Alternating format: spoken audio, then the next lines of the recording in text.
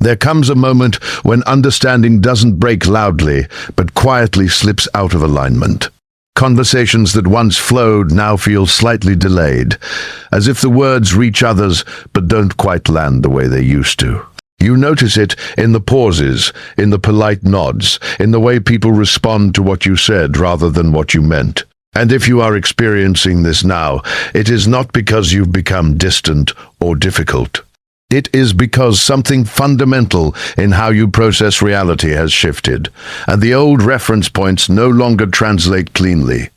This is not a social problem. It is a structural one. You are no longer engaging from the same layer of meaning. Where others speak from habit, reaction, or assumption, you now move from observation, pattern recognition, and restraint. That difference is subtle, but it is absolute. And subtle shifts create the deepest misunderstandings because nothing appears wrong on the surface, yet something is undeniably off. You may find yourself simplifying your thoughts, editing your responses, or choosing silence, not because you have nothing to say, but because what you would say no longer fits the conversation it's entering. This moment often feels isolating at first, because it challenges an old instinct, the need to be understood in order to feel connected. But connection does not require mutual comprehension at every level. It requires coherence within yourself, and this experience is not signaling loss. It is signaling that you've moved beyond a shared interface. The misunderstanding is not the problem. It is the evidence. What most people don't realize is that understanding doesn't fail because of disagreement. It fails because the internal language you're using has changed. Not the words you speak, but the layer beneath them. You are no longer thinking in conclusions. You are thinking in patterns. You are no longer reacting to events as isolated moments. You are sensing how they fit into larger structures. And when that shift happens, communication becomes difficult, not because you lack clarity, but because clarity now exists before language forms. Others are still exchanging meaning at the surface level, opinions, emotions, narratives, while you are operating from a quieter, more integrated layer where meaning is contextual, conditional, and often unspoken. This creates a gap that cannot be bridged by explanation alone. You may notice that when you try to articulate what you see, it sounds incomplete or unsatisfying even to you. Not because you're confused, but because the insight you're holding loses accuracy when flattened into words. Language requires sequence. Your perception no longer does. You understand things all at once, as a whole, and translating that into linear speech feels like breaking something intact. So you simplify. You generalize, or you say nothing. And from the outside, this can look like detachment or withholding, when in reality, it is precision. You are choosing not to distort your own signal, just to maintain conversational symmetry. This is why people may respond to you with confusion or misinterpretation. They hear the words, but they don't feel the structure behind them. They're listening for certainty, emotion, or agreement, while you're speaking from coherence. And coherence doesn't persuade. It doesn't convince. It doesn't perform. It simply is. That can be unsettling to those who rely on emotional cues or familiar patterns to orient themselves. Your calm may feel cold. Your neutrality may feel distant. Your restraint may feel like judgment. None of that is true, but it is how misalignment is often experienced by those still operating within reactive frameworks. You might also find that your questions have changed. You no longer ask, "Why did this happen?" in search of blame or meaning. You ask it to understand mechanics. You are less interested in stories and more interested in structure. Less interested in reassurance and more interested in accuracy. This alone can make others feel like they're speaking a different language, even when the topic is shared. You are not trying to be deep. You are trying to be exact. And exactness is often mistaken for distance by those accustomed to emotional immediacy. Another subtle shift is that your inner dialogue has slowed. Where there used to be commentary, justification, and mental rehearsal, there is now space. Silence, Observation. That internal quiet changes how you show up externally. You pause more. You interrupt less. You react later, if at all. This can make interactions feel asymmetrical. Others may fill the space with words, emotions, or assumptions, while you remain steady. That steadiness is not disengagement. It is integration. But integration doesn't mirror back energy the way reactivity does, so people may feel unseen even when you are paying closer attention than ever. The hardest part of this stage is realizing that being understood is no longer something you can pursue without compromising yourself. To be fully understood by those still operating at a different layer, you would have to descend into oversimplification or exaggeration. You would have to trade accuracy for relatability, and something in you now refuses to do that. Not out of superiority, but out of alignment. You've learned, perhaps unconsciously, that self-distortion creates internal noise, and noise is no longer tolerable. This is the real reason others can't understand you anymore, not because you've become complex, but because you've become coherent.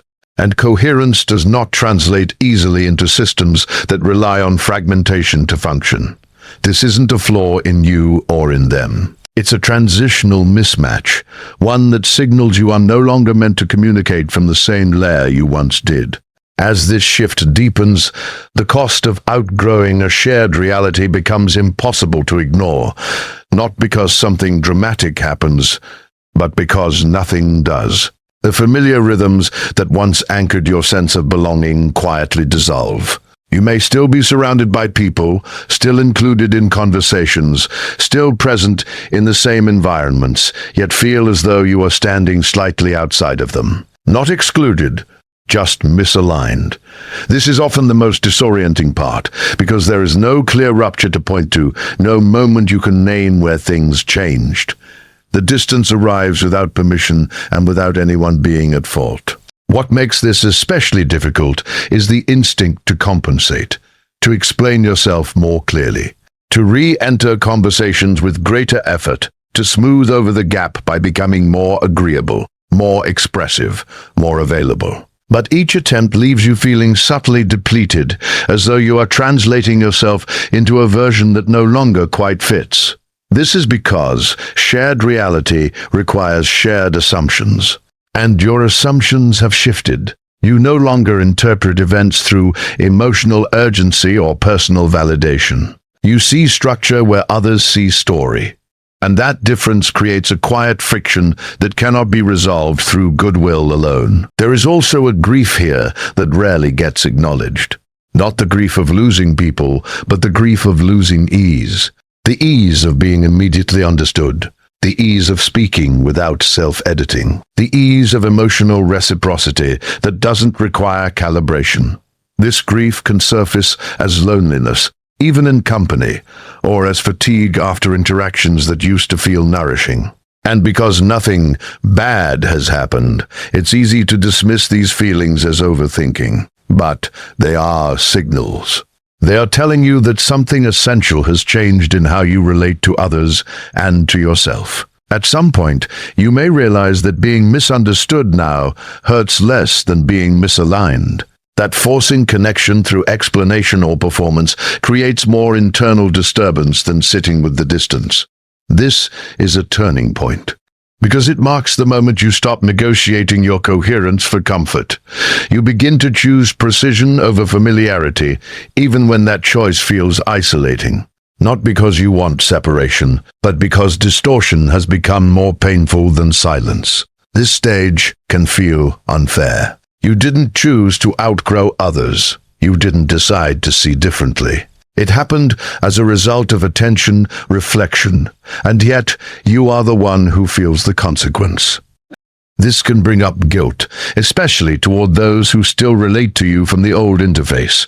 You may worry that you're abandoning them or becoming inaccessible. But accessibility that requires self-fragmentation is not true availability.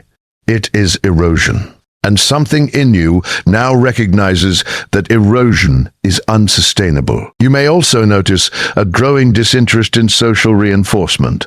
Compliments land flatter. Agreement feels less satisfying. Even praise can feel oddly irrelevant. This is not numbness. It is reorientation. Your internal validation system has shifted from external resonance to internal consistency. You care less about how you're perceived and more about whether your presence remains undistorted. That shift alone can create a gulf, because many social systems rely on mutual reinforcement to maintain cohesion. When you stop participating in that exchange, the system doesn't know how to read you.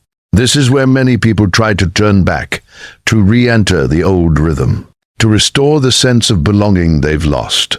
But once you've seen the cost of that return, it no longer feels like comfort. It feels like compromise. And compromise, at this stage, doesn't feel neutral. It feels like regression. So you remain in the in-between, no longer fully at home in the old reality, but not yet anchored in a new one. This is not failure. It is transition. And transition always feels lonelier than arrival, because the map no longer applies and the destination has not yet revealed itself. The cost of outgrowing shared reality is real, but so is the cost of pretending you haven't. And the fact that you feel this tension at all is evidence that something in you values coherence more than convenience now. That value will shape what comes next, even if it feels uncomfortable in the moment. At some point, you realize that explaining yourself no longer creates clarity. It creates distance. Not because you are unclear, but because the act of explanation assumes a shared framework that no longer exists.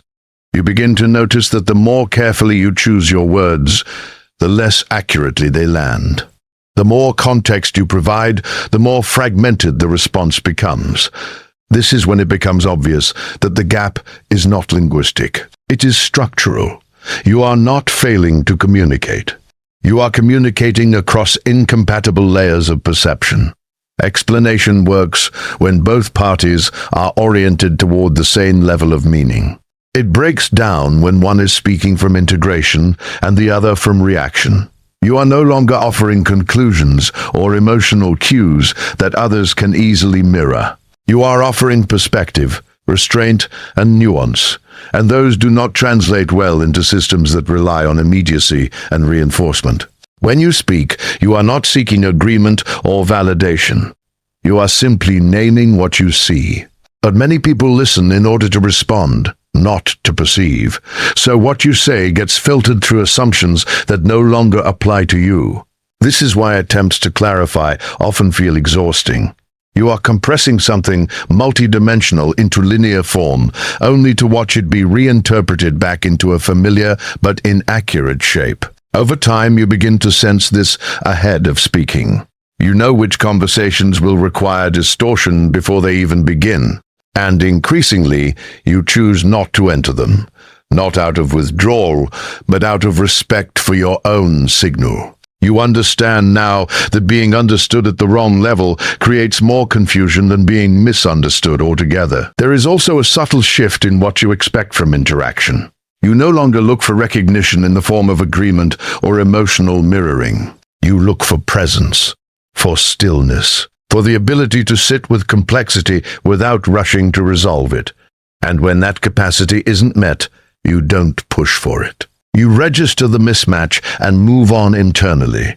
This can make you appear reserved or distant, but what's actually happening is calibration. You are aligning your engagement with your internal state rather than with social expectation. Silence becomes a tool here, not as avoidance, but as accuracy. You speak when speech preserves coherence. You withhold when speech would introduce distortion. This is a radical shift from earlier stages, where expression itself felt necessary for connection. Now, connection feels possible without constant articulation. You begin to trust that what matters will register without explanation, and what doesn't would not have registered even with it. This is often where others begin to project meaning onto your quiet. Some will assume judgment, some will assume withdrawal, some will assume superiority or disinterest. These projections can be uncomfortable, especially if you were once deeply invested in being seen as open or accessible. But you start to recognize that correcting these projections would require you to re-enter a framework you've already outgrown. So you let them stand, not as truth, but as information about where others are still operating. What makes this stage challenging is the lingering habit of over-explaining. The instinct to justify your choices, clarify your intentions, or soften your presence so it feels less disruptive. That habit doesn't disappear overnight, but each time you resist it, you feel a subtle strengthening, a sense of internal alignment that didn't exist when you were constantly translating yourself.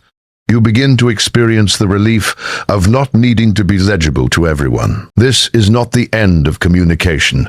It is the refinement of it. You will still speak deeply, openly, and precisely with those who can meet you at this layer. But you will no longer attempt to bridge every gap. You understand now that not every distance is meant to be crossed. Some exist to signal divergence, not failure. And honoring that signal is not abandonment. It is integrity. In this way, explaining yourself stops being a reflex and becomes a choice. And that choice marks a turning point. Because once you stop trying to be understood everywhere, you begin to recognize where you already are. And that recognition reshapes how, when, and why you speak at all. Eventually, you begin to understand that the isolation you felt was never meant to be permanent. It was transitional, a necessary pause between who you were when shared understanding was your anchor and who you are becoming now that internal coherence has taken its place. This is where the experience changes texture. It stops feeling like loss and starts feeling like orientation. You realize that what separated you from others was not superiority or detachment, but a shift in how meaning is generated and held inside you. At this stage, you stop measuring connection by familiarity or frequency. You start recognizing it by resonance. Certain interactions feel clean, even if they are brief. Certain presences feel grounding without requiring explanation. You notice that depth no longer correlates with duration or history. Some people who once felt essential now feel misaligned, while others enter your field unexpectedly and meet you without effort. This isn't randomness, it's calibration. Your internal signal has stabilized enough that it no longer negotiates for recognition. It simply responds to compatibility. You also begin to see that misunderstanding no longer destabilizes you. Where it once triggered self-doubt or the urge to correct perception, it now registers as neutral data. You understand that others can only meet you at the level they inhabit, and that this limitation is not personal, it is structural. This realization brings a quiet relief. You no longer feel responsible for bridging every gap or translating every insight. You allow difference to exist without tension. And in doing so, you conserve an enormous amount of energy that was once spent maintaining relational symmetry. This is also where discernment sharpens. You become more selective, not with people, but with access. You notice who listens without rushing, who can sit with ambiguity, who doesn't need immediate emotional cues to stay present.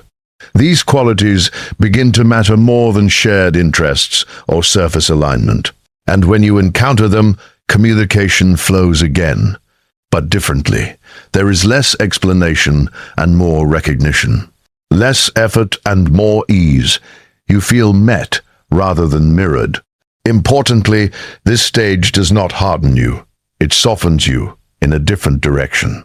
You become less reactive, less defensive, less invested in being right or seen in a particular way. Compassion deepens, but it becomes quieter. You stop trying to pull others toward your perspective and instead allow them to remain where they are without resistance. This is not indifference. It is respect for process. You understand now that forcing understanding violates the very coherence you've worked to stabilize. What replaces the old longing to be understood is a steadiness that does not require confirmation. You trust your internal orientation enough to let misunderstanding pass without correction. You speak when it matters. You withdraw when it doesn't. And neither choice feels heavy. This balance marks maturity, not withdrawal. You are no longer adapting yourself to environments that cannot support your current signal. You are allowing environments to reveal themselves by how they respond to your presence. In this final shift, isolation transforms into sovereignty, not separation, but self-possession. You are no longer fragmented by the need to belong everywhere. You belong to yourself first, and from that center, connection becomes cleaner, rarer, and more precise. You don't need many points of resonance. You need the right ones. And they will find you, not because you seek them, but because coherence is detectable. This is why others can't understand you anymore. Not because you've gone somewhere unreachable, but because you've stopped translating what was never meant to be reduced. And in that refusal, you haven't lost connection. You've refined it.